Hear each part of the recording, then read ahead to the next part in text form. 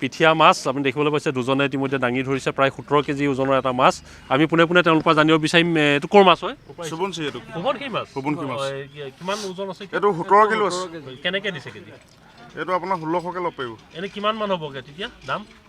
আপোনাৰ এইটো হ'ব 22000 মান টকা 22000 টকা 22000 টকীয়া মাছ তো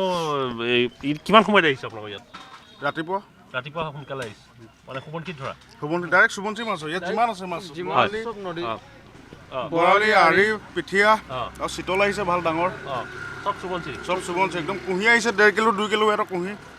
কুঁহি কেনেকৈ দিছে কুঁহি আপোনাৰ 1000 টকা কেজি 1000 টকা কেজি তো মই দেখুৱাইছোঁ এইটো 1600 টকাকৈ দিছে ন এইটো পিঠিয়া মাছ দেখুৱাইছোঁ তেওঁ দাঙি ধৰিছে যে কিমান ডাঙৰ মই দেখুৱাইছোঁ পোনে পোনে যে এইটো লখিমপুৰৰ ভিতৰত আচলতে আজি এটা ডাঙৰ মাছ এইটো হ'ল ইতিমধ্যে আমি গম পাইছোঁ প্ৰায় 17 কেজি ওজনৰ এটা মাছ গতিকে এটা খাবলগীয়া মাছ আৰু যথেষ্ট তেলেতীয়া মাছ আৰু একেধৰণে এটা আৰিও ওলাইছে আৰিকেইটা যদি এবাৰ দেখাই দিয়ে কিমান ওলাইছে আৰি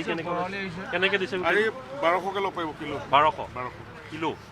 কিমান কেজি আছে এইটো আপোনাৰ 7 কিলো মান হ'ব 7 কিলো মান হ'ব আৰু বৰালি এইটো ডাঙৰ বৰালিয়ে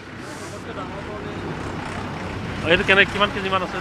এইটো আপোনাৰ 7 কেজি আছে 7 কেজি হয় এইটো কিমান কেজি আছে এইটো 6 কিলো মান হ'ব এইটো 6 কিলো কেনেকৈ দিছে বৰালি 1000 টকা কেজি ক'লে এয়া বৰালি আৰু একেধৰণে চিতলো ডাঙৰ চিতল দেখিছোঁ এইখিনি চিতল আহিছে ইয়াত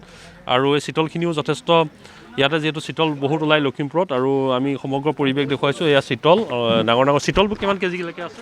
চিতল আপোনাৰ 8 কিলো 9 কিলো এনেকুৱা আছে কেনেকৈ দিছে চিতল আপোনাৰ 1000 টকা কেজি 1000 টকা